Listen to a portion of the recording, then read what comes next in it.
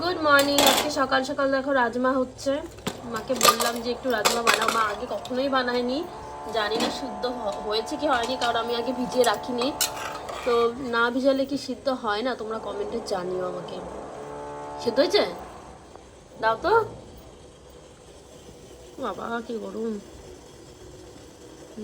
হয়েছে, একটু লবণ দিতে লাগতো না। আর এদিকে রয়েছে চা।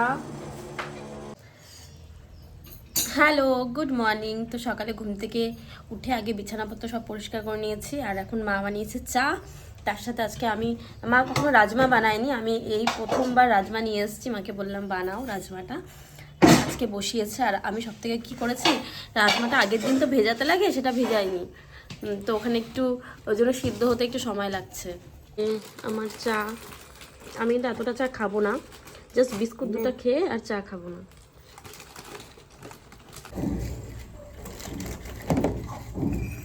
সকাল সকাল বিস্কুট খাওয়া কি ঠিক? মানে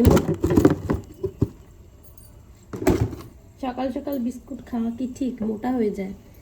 বাট আমার বিস্কুট খেতে খুব ভালো লাগে চা দিয়ে।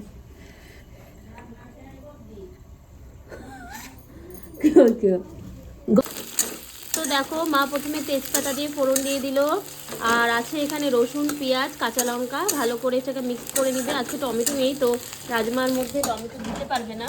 এই দেখো রাজমাগুলো পুরো, যেহেতু আগের থেকে না ভিজিয়ে রাখতে লাগে, তাহলে ভালো হয়। এই দেখো না,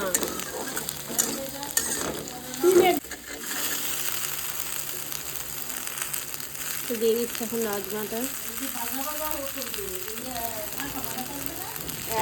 হ্যাঁ, গ্রেভি দিবে।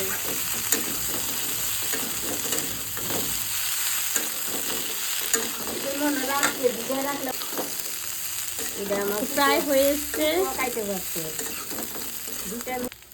দাও, হলুদ দিয়ে দিচ্ছে এখন একটু। হ্যাঁ, ব্যাস হবে।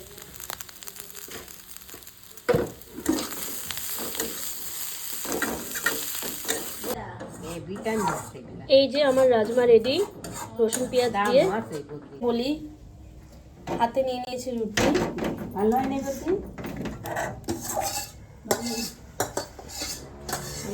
গরম মশলা দিলে ভালো লাগবে। চলো তোমাদের সাথে আজকে দুপুরের মেনু শেয়ার করি। আচ্ছা, আজকে তোমাদের সাথে দুপুরের মেনু শেয়ার করি। তো এখানে রয়েছে লাউ দিয়ে মাথা দিয়ে করেছে মা, আর এখানে রয়েছে শাক পাতা, লাফা শাকের ঝোল। তার সাথে রয়েছে এখানে হচ্ছে মাছের ফুরফুরা, তোমরা কি বলো জানি না এটাকে। মাছ দিয়ে লেবু পাতা দিয়ে বানায়। আর এখানে রয়েছে শাক, তার সাথে গন্ধরাজ লেবু, যেটা খেতে আমার ভীষণ পছন্দ।